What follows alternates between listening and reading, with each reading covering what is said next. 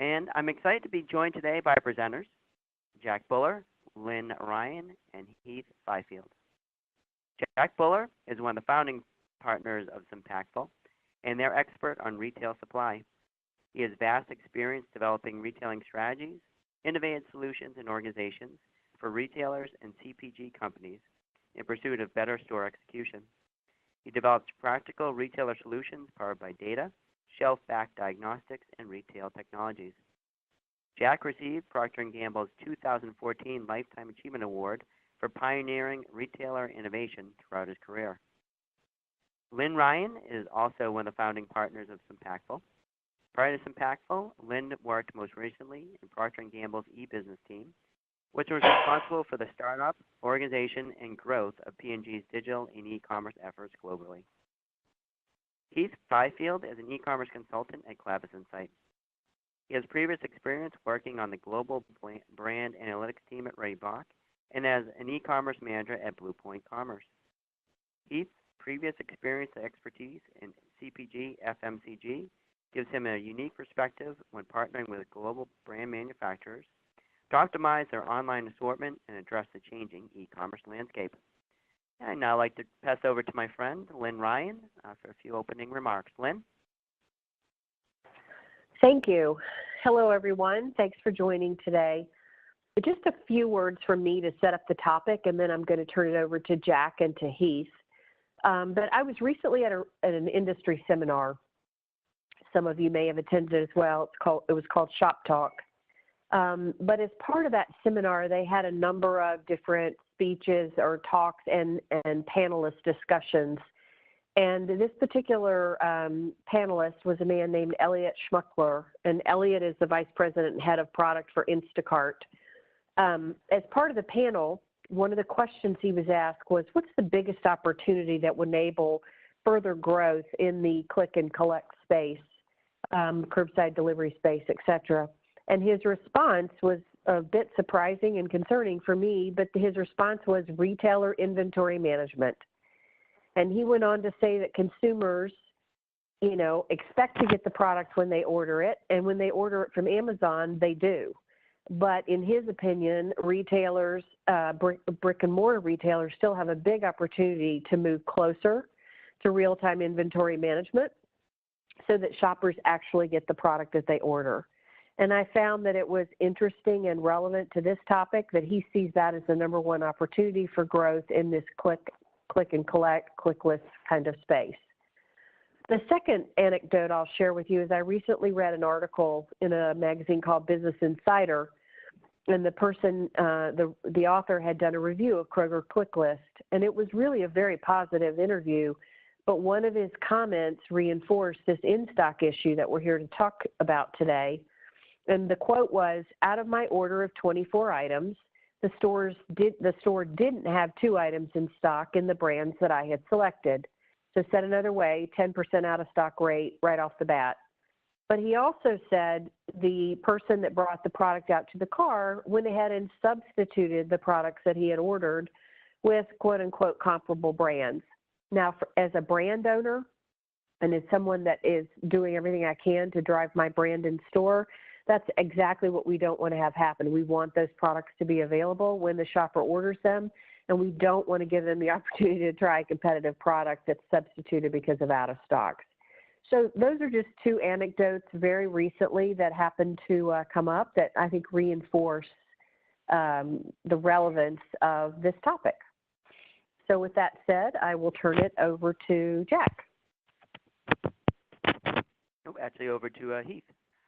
Oh, sorry. I will turn it over to Heath. Thank you, Lynn. And thank you, everybody, for joining. We're really excited to talk to you today about click and collect and van delivery. As Lynn stated, it was a reoccurring theme last week at Shop Talk. A number of different panelists talked about it, and we're excited to share a lot of that with you today. So first up front, I think it's important to have a basic understanding of click and collect and van delivery. So click and collect is a method of service which allows consumers to go online, select their products, select the local store, and then go to that local store to collect their items. Van delivery is similar in that it leverages the local assortment at each of those stores to provide you with delivery of your items directly to your door within 1 to 2 hours. So retail has evolved quite significantly over the last century. In the 1900s, shopping from the consumer perspective was really focused at the local stores, that being their corner store. They were limited by their method of transportation, and as a result, they were limited as to what they could purchase. So the basket size was quite small. They were only limited by what they could carry back home. In the 1900s to the 1940s, we saw the introduction of the automobile. This allowed general merchants and department stores to pop up. It also allowed consumers to go further, and as a result of that, they could buy more within those stores and take more back home. In the 1950s to 1970s, we saw people moving out of the cities and into suburbia. That's when we saw suburban mall culture start to pop up. This provided a one-stop location for multiple different categories. In the 1970s to the 1990s, that's when we started to see the introduction of big box stores. In 1962, Walmart was the first big box store to come online. Later in the 1960s, we saw the introduction of Kmart and Target.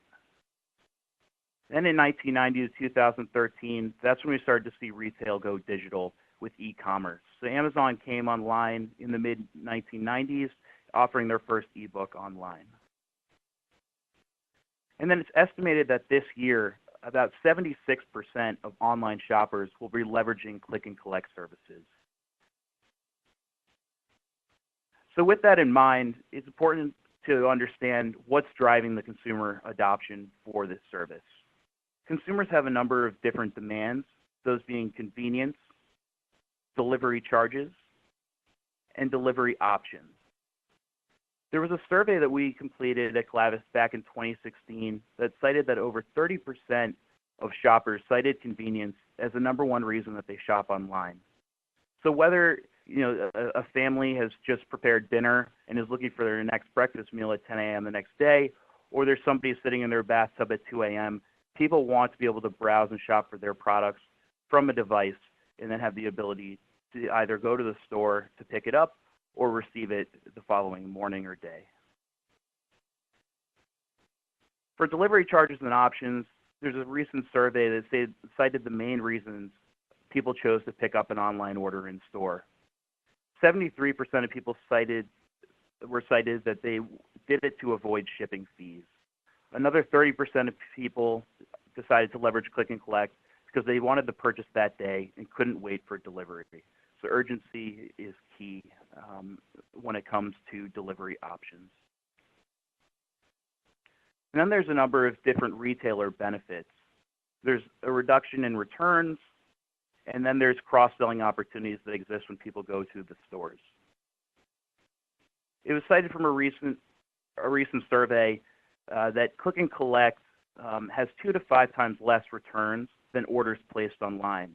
So for online purchases, it's estimated that 1/3 of all of those are returned.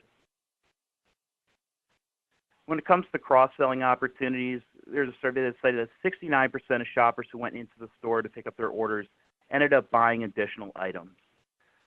This comes, of course, with an investment from the retailers in training their store associates properly. When these people are going into those locations and dedicated areas within each of the stores, they have the opportunity to show them other items and ultimately increase their basket size. So there are a number of different retailers and markets that are leading the way. This isn't just dominating the U.S. We've seen this across a number of European markets as well, especially in France. So Walmart has provided a significant investment in the number of locations where they're offering click and collect services. As of early 2016, there were about 200 Walmart locations offering the service. By the end of that year, it more than doubled to 480 locations. And then as the end of this year approaches, it's planned that they'll have 1,200 locations leveraging the service. Peapod is also, a partner of Stop & Shop, and they are fulfilling that last mile delivery. They're predominantly focused in the Northeast and parts of the Midwest. So for brands or manufacturers, that are selling through this service, they'll need to look to other retailers to fulfill the gaps in other regions of the United States. Peapod first came online offering delivery in 1989, and you can see, from that time chart on the right that by 1998 it increased to 1 million orders. So the adoption, throughout those 10 years was quite significant from consumers leveraging the service. Peapod was also doing some interesting things back in 2011 where they were bringing the store to the consumer. So they launched their first virtual grocery store within a number of different markets, those being Boston, Connecticut, New York, New Jersey, and a number of other cities, where consumers could essentially, within the metro stations, walk up to a wall, scan the QR code for their products, and have them automatically added to their list. As recently as February 2016, Peapod actually allowed shoppers to place their orders online and pick them up between peak travel times at one of 3 Washington, D.C. metro locations. Amazon is also doing a lot to drive consumer expectation in this space. The norm for delivery used to be 2 days, but they have since increased the consumer expectation to be 1 to 2 hour delivery. So you can see, for both Amazon Prime now and Amazon Fresh, it's all about getting the products to the consumer as quickly as possible within their local markets. Most interestingly with Prime Now is that they've recently introduced alcohol in Cincinnati and Columbus, Ohio. They were previously and still are selling spirits in the Seattle market. And also what's timely is last Tuesday actually, Prime Now is now connected with Alexa. So if you are to go onto your Alexa device and say, "Hello, Alexa, please order beer," you now have the ability to have your orders placed on Prime Now directly through that device. Amazon is also investing heavily in click and collect locations, that being physical stores. So here you can see a mock-up of a store which is set to go live in Seattle. They're starting with 2 Amazon Fresh pickup locations within that city. They plan to pilot 20 locations by the end of 2018 and then deploy 2,000 stores over the next 10 years. This will be interesting to watch as Amazon is just getting into the physical store locations. So definitely something to keep an eye on as they ramp up over the coming years. Instacart just received a $400 million round of funding as of March 8th. Elliot Schmuckler from Instacart, as Lynn mentioned, was extremely excited about this round of investment. For a lot of retailers, it's not profitable for them to have store associates sitting in the store and ultimately fulfilling the orders through this click and collect service.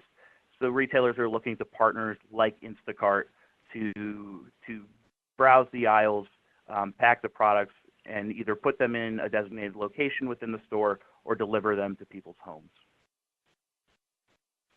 You're also starting to see technology partner with retailers. So here's an example of Meijer partnering with a company called Shipt. The consumer has the ability to go onto the Shipt app. They have the full assortment of Meijer products available to them at their fingertips. So Meijer and Shipt did a pilot program in the Detroit area, and from that program, they realized that 75% of the weekly orders were coming from repeat customers leveraging the service. As a result of their findings, they're investing more than $375 million in new and remodeled stores to build out this service for their customers. Kroger is also expanding the number of ClickList and Express Lane locations. They added more than 420 locations in 2016, bringing the total online ordering locations to 640. Kroger, like Meijer, is also partnering with technology. They're leveraging Uber as their delivery service provider. And in this example, for consumers who don't want to go into the store to pick up their items, Uber will be doing that last mile of delivery to their door. And it's not just about grocery. There's demand across categories. So within Home Depot, you can see that 9% of e-commerce sales are bought online and picked up in-store. Home Depot is doing some interesting things, not only leveraging their 2,000 stores for buying online and picking up, but they're also equipping store associates with web-enabled tablets. So if a customer walks into their store and the product's not available, the store associate has the ability to pull up the product online and complete the order for them directly in the store.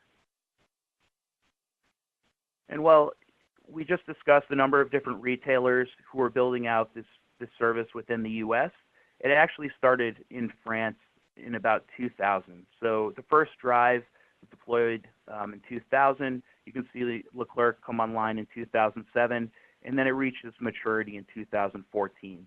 So it was through those learnings and working with clients and manufacturers in France that we developed our geo or locations-based analytics tracking, which we'll discuss more after Jack gets into how brands can address click and collect challenges.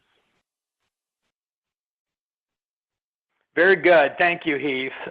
So the dynamic that we realized so far through the webinar is there's just been a tremendous amount of investment, tremendous amount of thoughtfulness and anticipation of this new way of shopping. Many of us have probably participated in that. And so with all that investment in the click side of click and collect, we then come back to the collect side, which basically poses a question that is very much on my mind, and that is what happens when there's no product to collect? And Lynn kind of alluded to this earlier in her opening remarks. There's an irony that this capability, like so many transformational capabilities, is as strong as its weakest link, and taking it back to the collect side today is probably that weakest link, but is also solvable. Let me give you just a quick overview of out of stocks as we see them right now. If we think about brick and mortar, the in-stock conditions have not changed drastically over the last 10 years. It's not a new topic.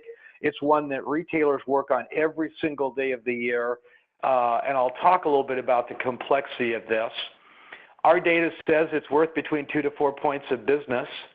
Up until online shopping was so prevalent, we would see as much as a third of the shoppers would change brands or delay if they were confronted with out of stocks. Over 40% of shoppers would be more likely to change stores or delay. Now with the advent of online alternatives, those numbers are going to change. I think the reality in all this, though, is while retailers and CPG companies have continued to fight the out-of-stock battle, the stakes have just gone way up because of click and collect. Because as we all know, if we are trying to buy something on click and collect and we don't get what we've asked for, we don't have an alternative to substitute. So I'm going to get what I order or I'm going to get nothing most times than not. My analogy last week was ordering food from a takeout service. They bring the meal, but they forget one of the 4 sandwiches. We've probably all gone through that experience, and as a consumer, we all probably have a similar and not a very positive reaction. The other dynamic that we know is about 30% of shoppers have said that their merchandising wasn't available. So it is a challenge that we need to get our minds wrapped around.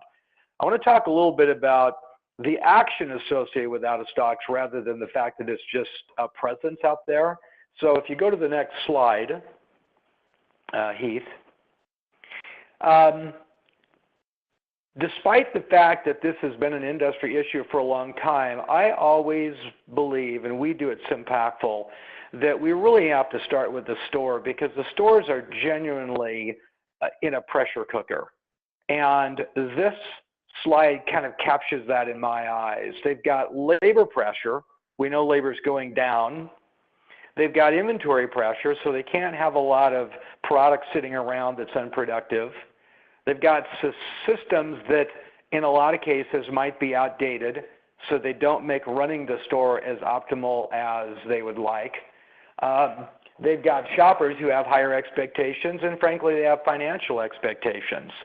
So being a store manager, it's not an easy task, and these orange bursts kind of capture some of the potential outcomes that they experience, whether it's out of stock, eroding display, shelf erosion, or inaccurate inventory.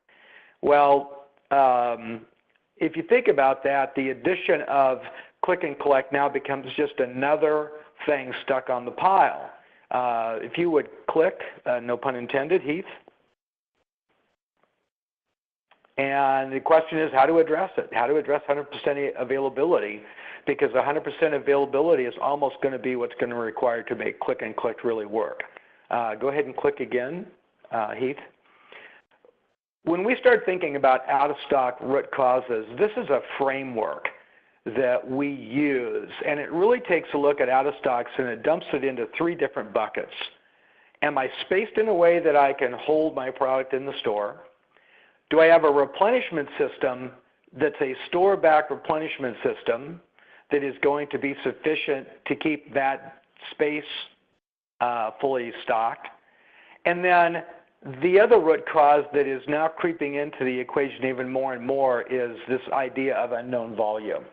That used to be things like coupons or last-minute price changes.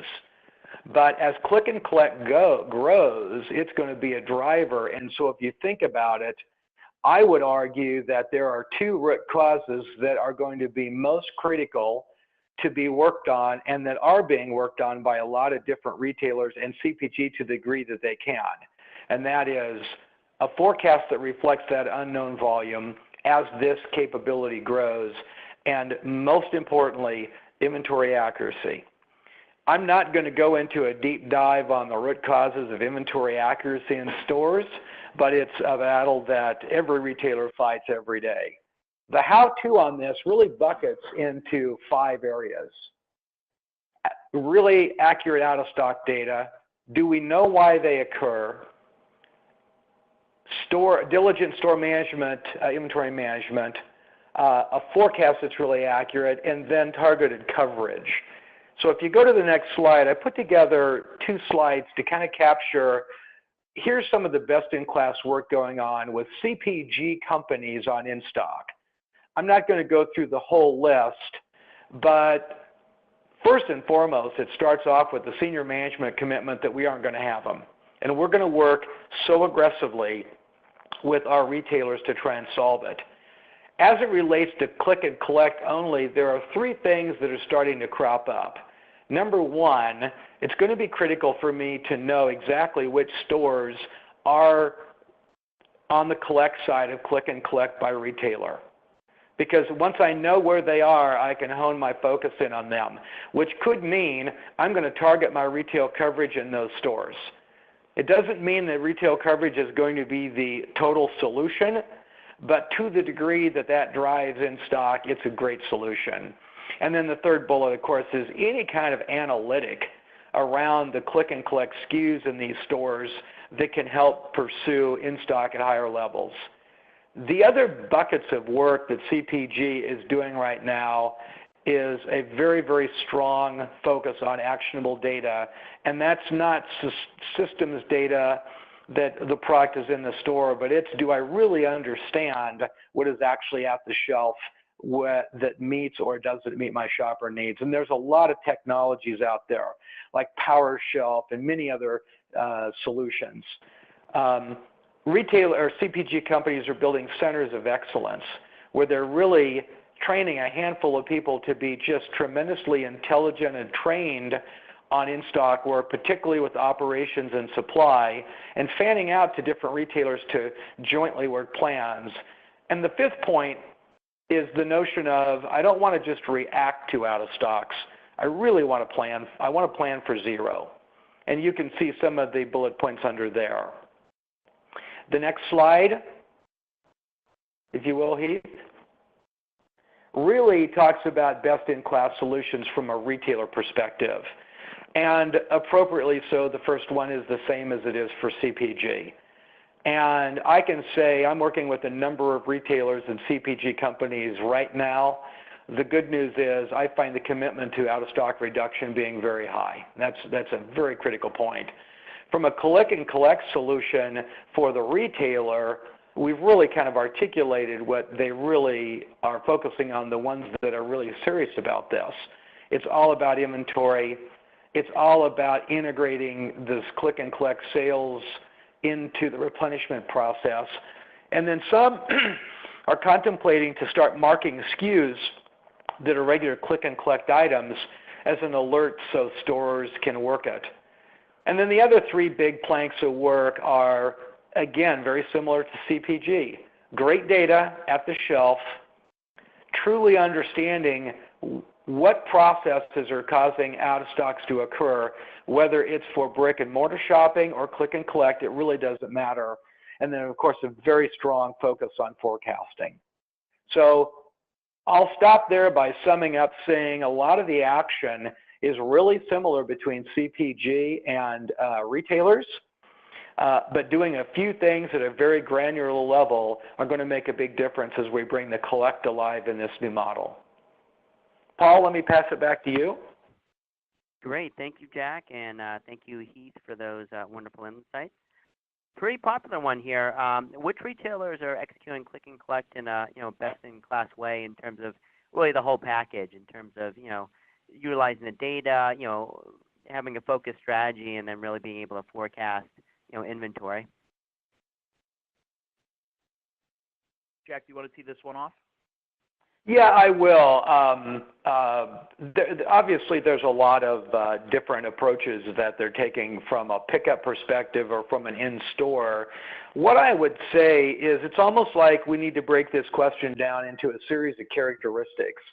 Because if you take a look at this, I don't think there's probably any retailer, given the fact that this is so new and that is such a potentially explosive new way of shopping, I don't think any retailer has completely mastered all the characteristics. And that's to be understandable. That's no different than omni-channel when it first came about or anything else. What I would tell you from my level of expertise on the collect side, I think that there is a massively growing awareness that the inventory accuracy dynamics in store has got to go from either okay to great or good to great. Because I think retailers are realizing that this is a one and done deal. There's a lot of information relative to how often people will give a new capability a chance before they say, you know what, I'm too impatient, I'm not going to do it again. And we've all experienced that. We've all experienced new shopping patterns and what we're willing to try, and if it doesn't meet that core reason why I'm doing it, like convenience, I'm not going to do it again. And so I think retailers on the collect side realize we don't want to have the store collect be the reason that they are disappointed. The downside of that is it's frankly really, really hard work to get inventory visibility and accuracy to the level that where it needs to go. And because it's a complicated problem. So from my perspective, the fact that they realize inventory visibility is the first step toward inventory management in a click and collect world, that to me is one of the fastest growing and highest level of capabilities that I see with retailers today.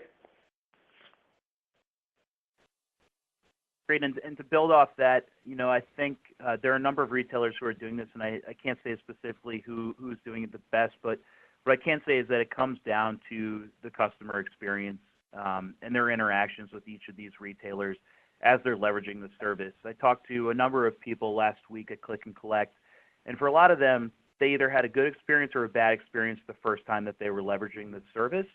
As a result of that, the people who had bad experiences were never going to use it again, and the ones who did would continue to do so. But that said, it's about continuing to deliver on that customer experience. There was a point that was made last week at Shop Talk that said for people using the service, they need to use it or do it about 6 or 7 times before they fully adopt it. That means that retailers need to provide that seamless shopping experience 6 or 7 times, not just the first time.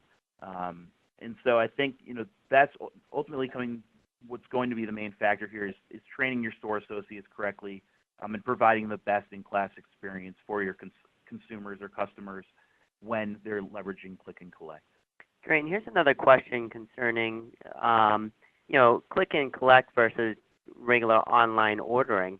How do brands kind of have one singular strategy kind of to address kind of both issues, especially from an omni-channel retailer perspective?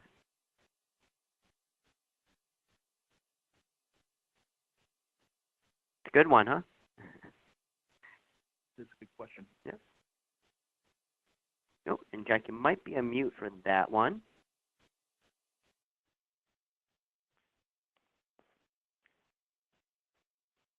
I would ask Lynn if she might have any perspective on this. I don't want to put you on the spot, Lynn, but any perspective on that question? I don't.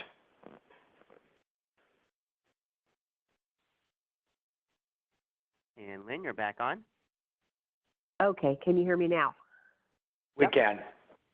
Okay, I feel like that guy from the, what was that, Verizon commercial? An old one?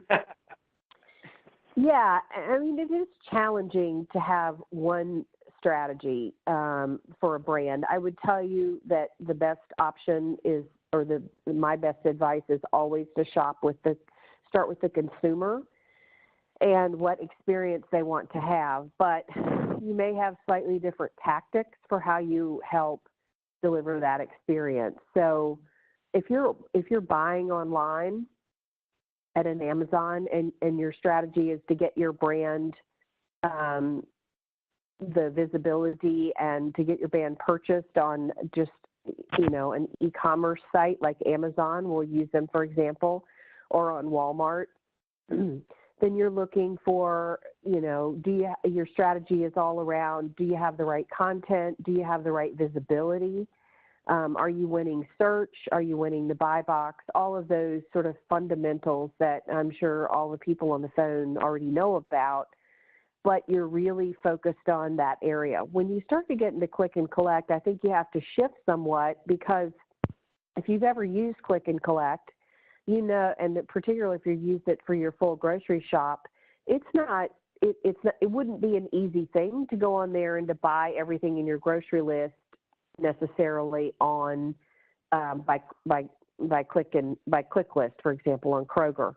But what a lot of those retailers that are doing click and collect have done, or they're allowing you to pre-populate your list from either a loyalty card or some other or previous purchases or whatever. So for example, Kroger is an example. When I go on there, because I have a loyalty card with them, all the items that I've bought previously are on that list. So then from a brand strategy standpoint, getting on that list becomes super important, because we did some research in Europe previously where sort of click and collect started much sooner than it has in the U.S. or has gotten momentum.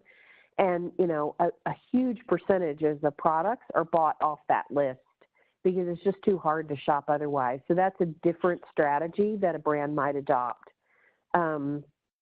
So just to back up and say, generally, you're going to have to continue to start with the consumer and what they expect out of the experience, and then adapt, whether you're going after visibility and search, for example, with an Amazon, or whether you're figuring out opportunities to get on that list for click and collect. So that would be my thought. Perfect. Thank you, Lynn. And certainly as you're talking about, monitoring click and collect and inventory, there's only so many so many hours in the day and so much capability.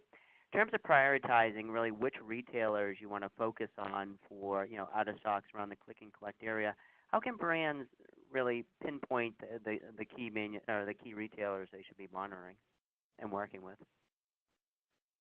I'll provide some perspective on that. I think that is as simple as based on the volume potential, at the risk of stating the obvious, but also how far along the retailer is on developing a program, with the idea that the farther along the entire process from click and collect is put into play, and if it represents a big growth strategy, that would be the place where I would certainly think a brand would put their initial priority. I think that does not suggest that they don't spend time winning with anybody who wants to go into this space, but to the degree that retailer has the core capability to make it successful, given the fact that they own a lot of the work associated with click and collect, particularly the collect side, I would use how far along they are and how engaged they are as a way to prioritize. Yeah, and just to build on that, this is Lynn again. There's going to be the big players that if you're reading any of the news in this space, they're going after it in a big way. So Amazon's an interesting one as they're starting to go after it. But, Walmart has clearly stated they're going after click and collect, pick up in store. Target has stated that. So some of the big guys are have pretty publicly stated, to Jack's point, that this is where they're headed. So you have to figure out to win with them as well. I would also argue, based on previous, the innovators in any space, this one included, aren't necessarily the big guys. So you've definitely got to play with those big guys because of the volume potential. But I also would articulate that there are likely some smaller players in the marketplace that have been doing this a while or have really started to innovate in the space, and identifying a couple of those and using them to learn is always a good strategy, in addition to playing with the big guys. Because then it allows you to bring some of that innovation and some of that learning back to other retailers and back internally, and it just creates value across the chain. Great. Well, thank you. That's actually all the time we have for questions today, but just a couple of quick announcements as we roll through. There will be a brief survey which will come up as you exit. Please do complete the survey. Let us know what you thought of the content of the topic, and certainly let us know are there any topics you'd like to see us cover down the road. As a special thank you, all participants will receive a copy of our newest white paper, Location-Based Tracking, Optimizing Performance in an Omni-Channel World. This completes today's webinar. As I did mention, we will be sending out the slide deck and recording within the next 2 days. But certainly if you want more information on Clevis Insight or Impactful, feel free to visit our website or contact us via email. Thank you, Jack.